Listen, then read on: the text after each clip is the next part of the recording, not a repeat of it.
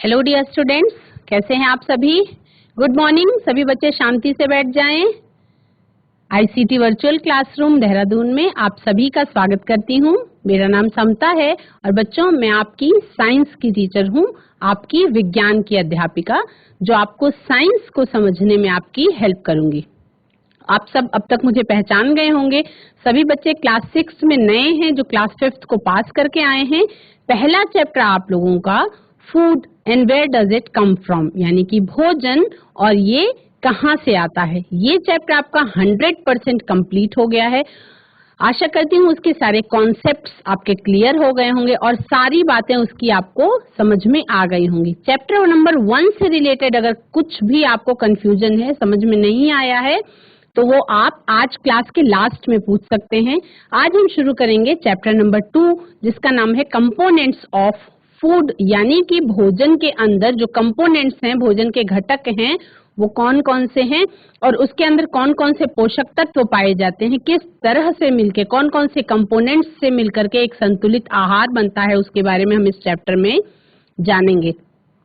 सभी बच्चे आराम से बैठ जाएंगे, कॉपी और पेन अपने साथ रखेंगे। जो इम्पोर्टेंट लगेगा उन पॉइंट्स को आप नोट करते चलेंगे और जो इम्पोर्टेंट लगेगा वो मैं भी आपको बताऊंगी कि उसको आपको नोट कर लेना है। बातों को बिल्कुल अच्छी तरह से समझते हुए चलेंगे और कहीं कोई कंफ्यूजन होने पर आप क्लास के बीच में हैंड रेज के माध्यम से मुझसे पूछ भी सकते हैं। Let's go to the smart board. Science class 6। Class 6 में आपका साइंस का टॉपिक है। क्लास का नाम क्या है? क्लास 6 के सभी बच्चे इस क्लास में बैठे हुए हैं। क्लास 6 के बच्चों को बैठना है। चैप्टर का नाम है कंपोनेंट्स ऑफ फूड, यानी कि भोजन के घटक। चैप्टर का क्या नाम है? चैप्टर का नाम है भोजन के घटक। तो भोजन के घटक जो आपका चैप्टर है उसमें आपको क्या पढ़ना है बच्चों? उसमें आपको पढ़ना है, चैप्टर का क्या नाम है? भोजन के घटक। भोजन के घटक यानी कि components of food. Components of food में आपको भोजन के अंदर क्या क्या चीजें होती हैं उसके बारे में जानना है। तो जो आपने पिछला चैप्टर पढ़ा था बच्चों, पहला चैप्टर आपका कौन था? Food and where does it come from, यानी कि भोजन जो आप खाते पीते हैं वो कहाँ से आता है। सभी बच्चे बहुत ध्यान से बातों को सुनेंगे और उसको समझने की कोशिश करेंगे। यदि समझ में नहीं आए तो आप हैंड रेज के माध्यम से पूछ भी सकते हैं। हम थोड़ा सा पीछे जाएंगे। पहला चैप्टर जब हम पढ़ रहे थे तो पिछले चैप्टर में हमने लिस्ट बनाई थी, खाद्य पदार्थों की सूची बनाई थी जिन्हें हम खाते हैं। तो हमने बहुत सारी डिशेज यानी बहुत सारे व्यंजनों के नाम सोचे थे दिमाग में, और मैंने आपसे बोला था सारे बच्चों से कि सभी बच्चे उनके घरों में जो जो स्पेशल व्यंजन बनते हैं उसके नाम आपको लिखने थे। तो सभी बच्चों ने आई थिंक बहुत सारे व्यंजनों के नाम लिखे होंगे।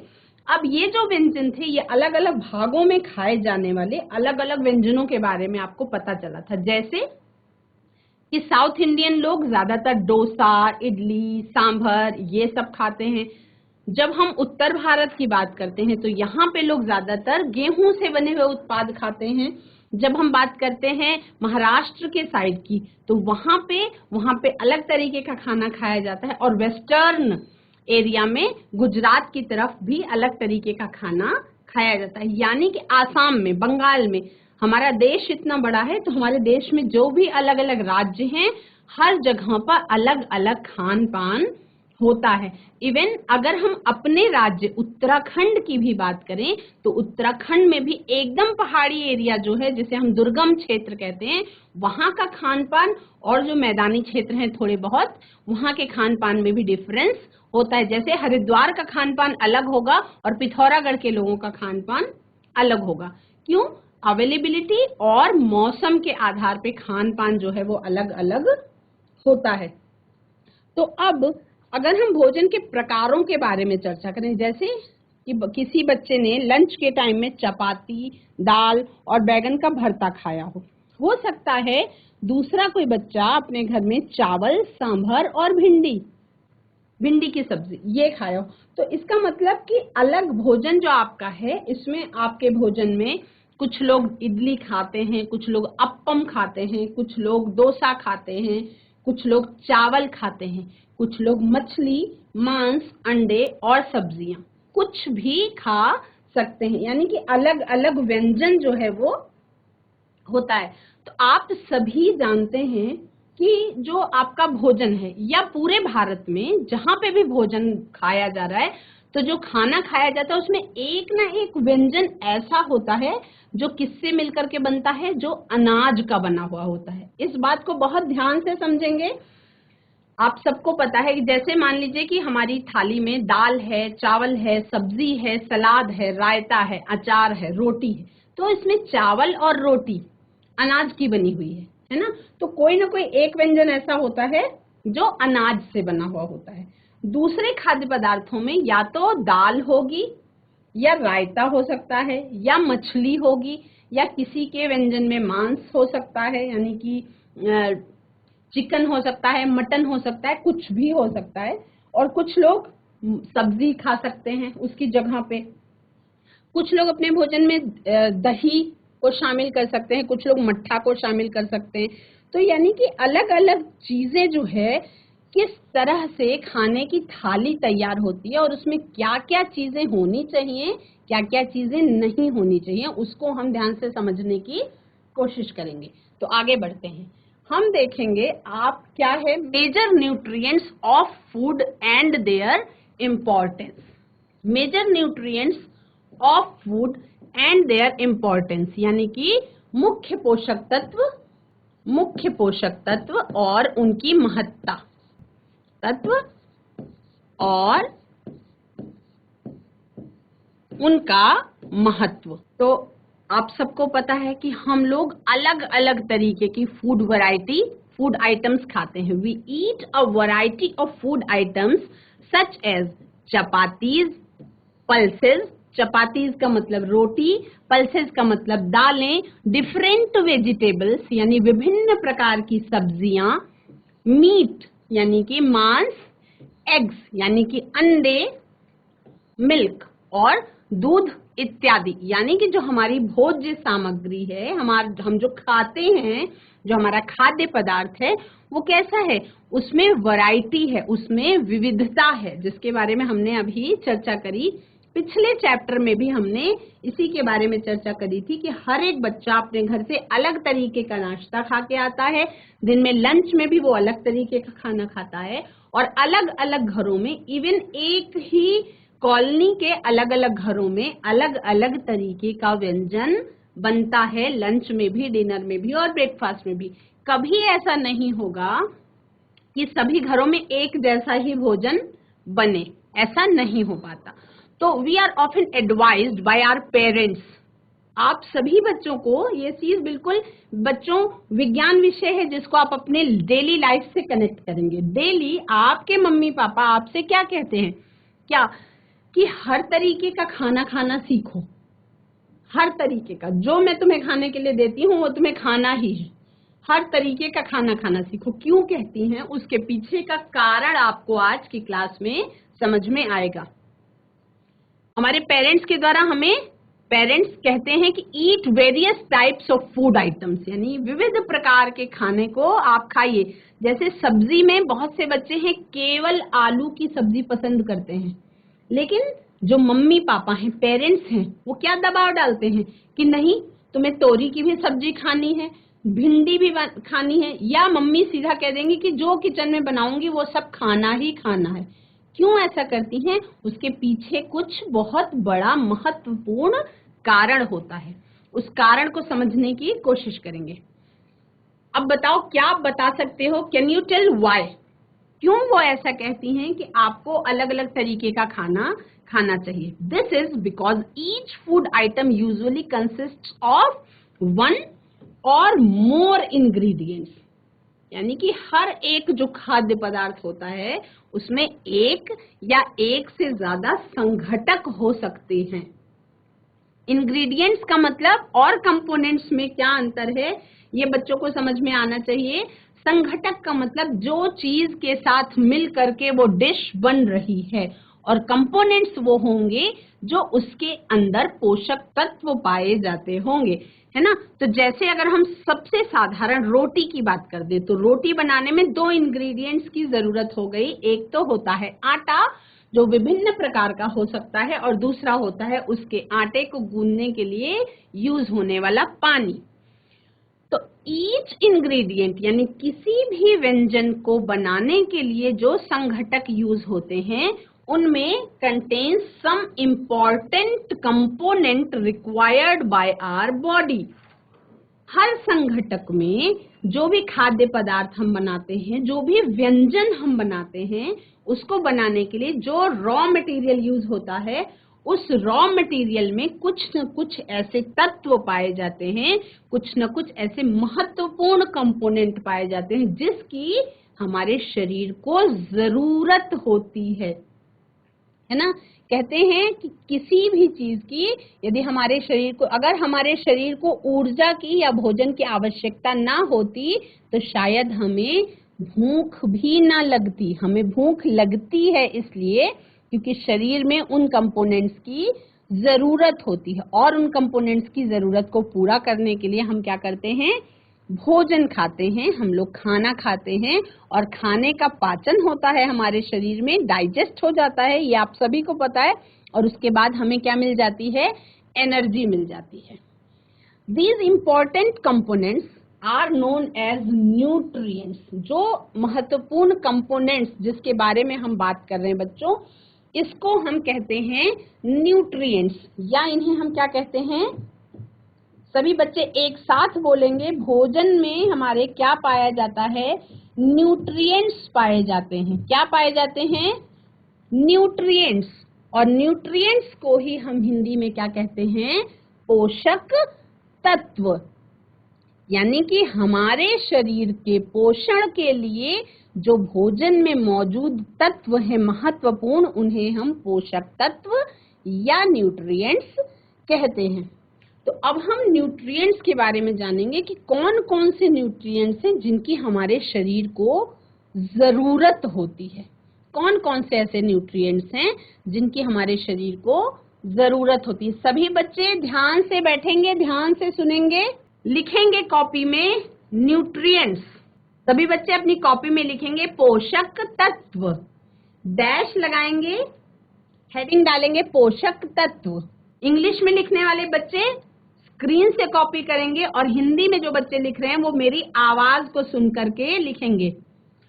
वो महत्वपूर्ण तत्व जिनकी हमारे शरीर को आवश्यकता होती है और हमारे भोजन में पाए जाते हैं, वो पोषक तत्व कहलाते हैं। These important components are known as nutrients। अब इसमें बच्चों दो प्रकार के पोषक तत्व आप देखते हैं, आप देखेंगे आगे चैप्टर में कि आपको दो प्रकार के पोषक तत्व आपके भोजन में मिलेंगे। एक होते हैं बच्चों मेजर न्यूट्रिएंट्स। मेजर न्यूट्रिएंट्स का मतलब मुख्य पोषक तत्व। मेजर न्यूट्रिएंट्स का मतलब पोषक तत्व के नीचे हम लिखेंगे मुख्य पोषक तत्व। मुख्य पोषक तत्व, मुख्य पोषक तत्व क्या होते हैं? 5 major nutrients are present in the food we eat. हम जो खाना खाते हैं उसमें 5 प्रकार के मुख्य पोषक तत्व पाए जाते हैं। वो कौन कौन से होते हैं बच्चों? वो होते हैं carbohydrates, proteins, fats, vitamins and minerals.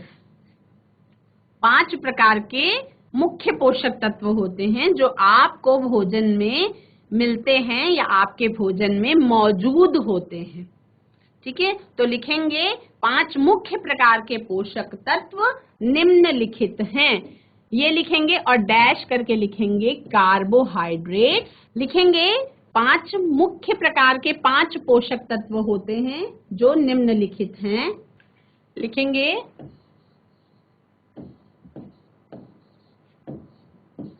मुख्य पोषक तत्व। 5 प्रकार के होते हैं। पहले प्रकार में लिखेंगे कार्बोहाइड्रेट्स।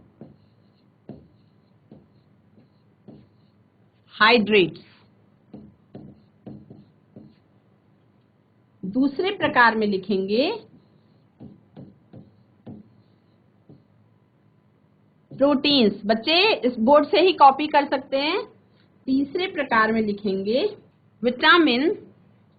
चौथे प्रकार में लिखेंगे वसा या फैट। और 5वें प्रकार में लिखेंगे मिनरल्स, है ना। तो कार्बोहाइड्रेट्स, प्रोटीन, वसा, विटामिन और मिनरल्स, ये 5 प्रकार के मुख्य पोषक तत्व आपके भोजन में पाए जाते हैं। तो अब इसका नाम पहले लिखेंगे और इन नामों को आपको हर हाल में याद करना है कि ये सारे नाम। बच्चे एक बार रिवाइज करेंगे। मुख्य पोषक तत्व 5 प्रकार के होते हैं। एक साथ सभी बोलेंगे कार्बोहाइड्रेट्स। मेरे पीछे पीछे याद कर लेंगे साथ में ही। कार्बोहाइड्रेट्स, प्रोटीन, वसा, मिनरल्स, विटामिन्स। फिर से एक बार याद करेंगे कार्बोहाइड्रेट्स, प्रोटीन्स, वसा यानी कि फैट भी कहते हैं इसको हम, तो फैट भी याद कर सकते हैं, विटामिन्स और मिनरल्स। ठीक है, ये याद हो गया आपको पांचों। अब ये 5 प्रकार के मुख्य पोषक तत्व आपके भोजन में पाए जाते हैं। कार्बोहाइड्रेट हो गया आपका, 2 नंबर पे प्रोटीन हो गया, 1 नंबर पे कार्बोहाइड्रेट हो गया, तीसरे नंबर पे आपका फैट हो गया, चौथे नंबर में आपका विटामिन हो गया और 5वें नंबर में आपका मिनरल्स यानी कि विभिन्न प्रकार के लवण हो गए। ठीक है। Our food also contains water and fibre. तो ये तो 5 मुख्य पोषक तत्व हैं। 2 और चीजें हमारे भोजन में पाई जाती हैं। वो क्या होती हैं? एक तो फाइबर और दूसरा पानी। पानी आपके भोजन में होता है, जैसे दाल पकती है तो पानी में, चावल पकता है तो पानी में, आटा गूंधा जाता है तो पानी से, सब्जी की ग्रेवी बनाएंगे तो पानी से, यानी कि आपके भोजन में पानी भी मौजूद है। हम अलग अलग तरीके का सैलेड खाते हैं, टमाटर है, खीरा है, उसमें सब में भी क्या होता है? पानी की मात्रा होती है। और क्या पाया जाता है? फाइबर, यानी कि जिसे हम कहते हैं रफेज। फाइबर जिसे हम रफेज या रूक्षांश कहते हैं। क्या कहते हैं? रूक्षांश कहते हैं। तो इसका ये भी हमारे भोजन में पाया जाता है। अब देखो, फाइबर रोटी में पाया जाता है, लेकिन मैदे की जो तंदूरी रोटी हो तो उसमें फाइबर नहीं पाया जाता। तो ये कंपोनेंट्स कौन कौन से भोजन में पाए जाते हैं उसके बारे में हम आगे बात करेंगे। अब ये कंपोनेंट्स की आपके शरीर को जरूरत होती है। क्यों खाने में ये चीजें हैं? क्योंकि उनकी जरूरत है। Do you know which food item is rich in which nutrient? क्या आप सभी को पता है कि कौन से खाद्य पदार्थ में कौन सा पोषक तत्व पाया जाता है? आई थिंक बहुत सारे बच्चों को पता होगा और हो सकता है कुछ बच्चों को ना भी पता हो। तो आपको पढ़ना है। अब एक्सप्लोर करेंगे सोर्सेज ऑफ न्यूट्रिएंट्स के बारे में। हम ये जो पोषक तत्व हैं उनके स्रोतों के बारे में जानेंगे। तो सोर्सेज ऑफ मेजर न्यूट्रिएंट्स कौन कौन से हैं इसको लिखेंगे। Some important sources of carbohydrates are. Carbohydrates, जहां पे आपने मुख्य पोषक तत्व कार्बोहाइड्रेट्स लिखे हैं उसके बगल में डैश लगा के लिखेंगे गन्ना, आलू, गेहूं, पपीता, चावल, मैंगो यानी कि आम और मेज यानी कि मकई। गन्ना डैश आलू, ये कार्बोहाइड्रेट के सामने लिखेंगे गन्ना, आलू, गेहूं, पपीता, चावल और आम, मकई।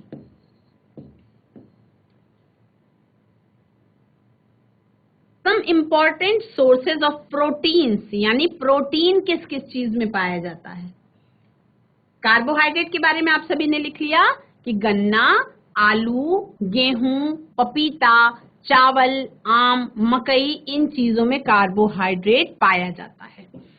कुछ चीजें, कुछ स्रोत ऐसे हैं जिनमें आपको प्रोटीन मिलता है। तो साधारणतया सभी बच्चों को पता होगा कि गेहूं में और आलू में कार्बोहाइड्रेट पाया जाता है, ये सब बच्चों को पता होगा। प्रोटीन सबसे ज्यादा किससे मिलता है? दालों से और अंडे से। सबसे ज्यादा पाया जाता है अंडे से और दालों से, लेकिन उसके अलावा और भी बहुत सारी चीजें हैं जिनसे प्रोटीन आपको मिलता है। मीट से मिलता है प्रोटीन, मिल्क में भी प्रोटीन होता है, यानी कि दूध में भी आपके प्रोटीन होता है। पल्सेस, विभिन्न प्रकार की दालें, उसमें भी आपके प्रोटीन पाया जाता है। एग्स, अब सब बच्चे केवल सुनेंगे, अभी लिखेंगे नहीं, केवल सुनेंगे ध्यान से, अभी लिखेंगे नहीं। जब मैं बोलूंगी तब लिखेंगे, क्योंकि लिखते समय आप केवल कॉपी करते हैं और ध्यान से सुनते नहीं हैं। नट्स, यानी कि विभिन्न प्रकार के जो सूखे मेवे होते हैं बच्चों, उसमें भी प्रोटीन पाया जाता है। ठीक है। Some important sources of fats are oil, butter, ghee, cream, milk. अब ये जो नाम मैं ले रही हूँ खाने वाली चीजों के, क्या ये सबके भोजन में शामिल नहीं होता? अगर किसी की मम्मी ने पराठा बनाया है खाने के लिए या पूरी तली है, तो ऑयल का या घी का यूज किया गया होगा, है ना। अगर कोई बच्चा खीर खाता है तो मिल्क का यूज किया गया होगा, या दूध पिया होगा, कुछ भी दूध से बना प्रोडक्ट यूज होता है आपके खान पान में। उसी तरह से आप मक्खन भी खाते हैं, आप घी भी खाते हैं, आप क्रीम भी खाते हैं। तो ये क्या है? ये वसा के स्रोत हैं। किसके स्रोत हैं? वसा के या फैट के स्रोत हैं। यानी कि हमारे शरीर को जो फैट की आवश्यकता है वो कहाँ से पूरी होती है? इन चीजों से। घी, तेल, मक्खन, क्रीम, दूध, इससे हमारे शरीर में फैट की कमी जो है वो पूरी हो जाती है। हमारे शरीर में प्रोटीन्स की कमी कैसे पूरी हो जाती है? कुछ बच्चे नॉन वेजिटेरियन भी होंगे, वो मीट खाते होंगे। जो शाकाहारी हैं वो दालें खाते होंगे और उससे प्रोटीन की कमी को पूरा कर लेते होंगे। सोयाबीन, न्यूट्रीला जो आता है उसमें भी प्रोटीन होता है। जो बहुत सारे अंकुरित अनाज होते हैं, स्प्राउट्स के बारे में हमने बात करी थी, उसमें भी क्या होता है? प्रोटीन होता है। ठीक है। तो अब हम धीरे धीरे करके ये जानेंगे कि अपने भोजन को, ये चैप्टर क्या है बच्चों? ये चैप्टर है जिसमें आपको अपने खाने के बारे में अच्छी तरह से समझना है। ठीक है।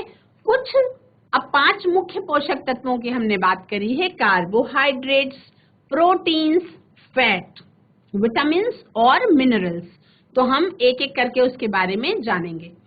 सम इम्पॉर्टेंट सोर्सेज ऑफ वाइटामिन्स, यानी कि जो विटामिन होते हैं, एंड मिनरल्स, विटामिन और लवण, वो ज्यादातर किस में पाए जाते हैं? वेजिटेबल्स में, सब्जियों में, स्पाइसेस यानी कि मसालों में, और फ्रूट्स यानी कि फलों में। किस में पाए जाते हैं? सब्जियों में, मसालों में और बहुत सारे विभिन्न प्रकार के फलों में। We know, आप सभी को पता है, हम सब जानते हैं that our diet consists of carbohydrates, fats, proteins, vitamins, minerals, water and roughage। ये शब्द, ये जो वर्ड्स मैं आपको बोल रही हूँ, इसको बार बार प्रैक्टिस करेंगे। ये शब्द आप याद कर लेंगे, तब आपको आगे की चीजें याद होंगी। चैप्टर में आगे बढ़ने का फायदा तभी है जब आप इन मुख्य पोषक तत्वों के नाम बिल्कुल अपने दिमाग में याद कर लें। पहले नंबर में कार्बोहाइड्रेट्स, दूसरे नंबर में फैट्स जिन्हें हम वसा भी कहते हैं, तीसरे नंबर में प्रोटीन, चौथे नंबर में विटामिन, पांचवें नंबर में मिनरल्स, छठे नंबर में वाटर और सातवें नंबर में रफेज यानी कि रुक्षांश या फाइबर। तो ये चीजें अगर याद हो गई तो क्या आप सबको पता है कि क्यों ये चीजें आपके भोजन में होती है? देखो, साइंस का सब्जेक्ट है बच्चों, तो उसमें क्यों, कहाँ, कैसे, कब, ये सारी चीजें यानी कि सवाल पूछना है आपको। अगर हम खाना खाते हैं तो क्यों खाते हैं, ठीक, अपने शरीर में इन मुख्य पोषक तत्वों की कमी को पूरा करने के लिए खाना खाते हैं, ठीक। अब इन मुख्य पोषक तत्वों को हम खा तो लेते हैं खाने के रूप में, लेकिन इनकी जरूरत क्यों है हमारे शरीर को। देखो, कोई भी चीज जो भी आपके दैनिक जीवन में, जिसको हम कह सकते हैं कि प्राकृतिक नियम है, जैसे किसी भी जीव को भूख लगना प्राकृतिक नियम है। अगर भूख ना लगे तो मतलब वो व्यक्ति, वो बच्चा स्वस्थ नहीं है। बहुत बार आपने देखा होगा कि मम्मियां कहती हैं कि मेरे बच्चे को तो भूख ही नहीं लगती, इसको डॉक्टर को दिखाना पड़ेगा। मतलब भूख का ना लगना जो है वो स्वस्थ होने का संकेत नहीं है। आप कहीं ना कहीं अंदर से थोड़े बहुत बीमार हैं, तब आपको भूख नहीं लगेगी। तो यानी कि अगर हम ये कह सकते हैं, जैसे कह सकते हैं कि नेचुरल ट्रुथ है, एक प्राकृतिक सत्य है कि किसी भी शरीर को, चाहे वो कोई जीव जंतु हो, पौधा हो, इंसान हो, आप बच्चे हो या हम टीचर्स हों, हम सभी को क्या होती है, भूख लगती है। यदि भूख ना लगे तो क्या होगा, भूख नहीं लगेगी तो हम खाना नहीं खाएंगे, और खाना नहीं खाएंगे तो क्या दिक्कत होगी, हमारे शरीर में इन पोषक तत्वों की जिसकी हमारे शरीर को जरूरत है वो पूरी नहीं हो पाएगी। तो इसलिए ये मान के चलेंगे कि जो भी कुछ होता है उसके पीछे बच्चों कुछ ना कुछ कारण होता है, कोई ना कोई वजह होती है। तो आप सबको अब ये जानना है कि ये जो पोषक तत्व होते हैं ये आपके शरीर में कौन से काम करते हैं। Why are they essential to our diet, क्यों ये हमारे भोजन में आवश्यक हैं। ये क्वेश्चन अपने आप को पूछना है। Do we know what functions they perform in our body and why are they essential to our diet.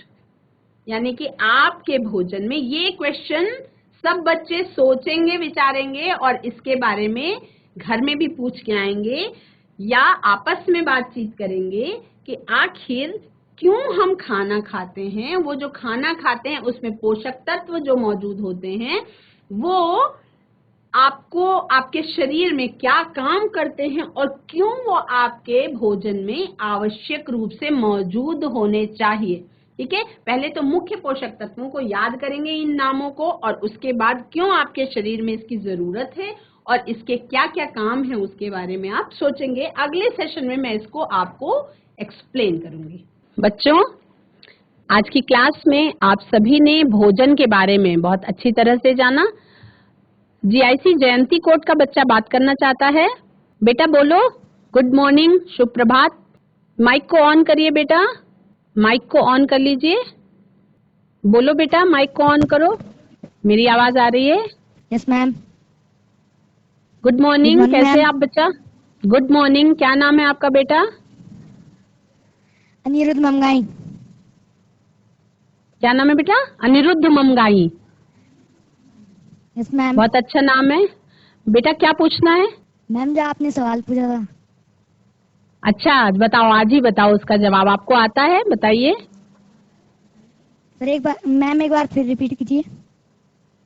हाँ, मैंने क्वेश्चन ये पूछा था कि जो हम, देखो, जो भी हमारे दैनिक जीवन में होता है उसके पीछे कोई ना कोई कारण होता है ना। हमें भूख लगती है तभी हम खाना खाते हैं और खाने की हमारे शरीर को कहीं ना कहीं जरूरत होती है।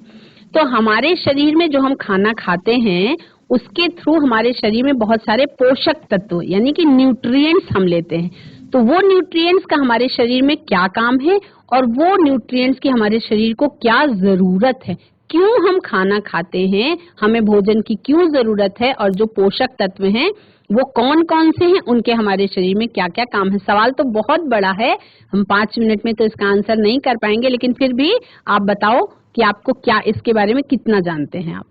अगर हम अनिरुद्ध खाना नहीं खाएंगे तो हम। Yes ma'am. हाँ बताओ बेटा। मैम अगर हम खाना नहीं खाएंगे तो हम जीवित नहीं रह सकते। अच्छा, पर क्यों? सवाल है क्यों, विज्ञान विषय है, इसमें आपको पूछना है अपने आप से, क्यों जीवित नहीं रहेंगे? क्या ऐसा हो जाएगा कि हम जीवित नहीं रहेंगे? कुछ कारण होगा, वो कारण जानना है। कोशिश करो, जानते कहीं हो पोषक जानते तत्व हो। पोषक तत्वों कहीं की पोषक तत्व कमी होते हो हैं। जाएगी। इसमें बहुत सारे पोषक तत्व होते हैं। आज की क्लास में सभी बच्चों से ये रिक्वेस्ट है कि जैसे अनिरुद्ध खड़ा होकर के सवाल पूछ रहा है, सारे बच्चे सबसे पहले तो अनिरुद्ध के लिए तालियां बजाएंगे। सारे बच्चे तालियां बजाएंगे अनिरुद्ध के लिए। बहुत वेरी गुड बेटा।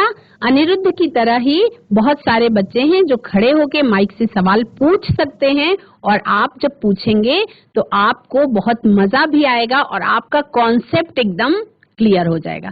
बैठ जाओ अनिरुद्ध बेटा, वेरी गुड, बैठ जाइए।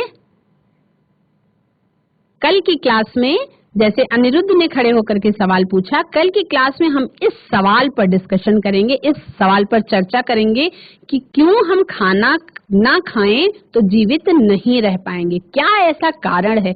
विज्ञान का विषय है तो आपको अपने आप से सवाल पूछने हैं बार बार।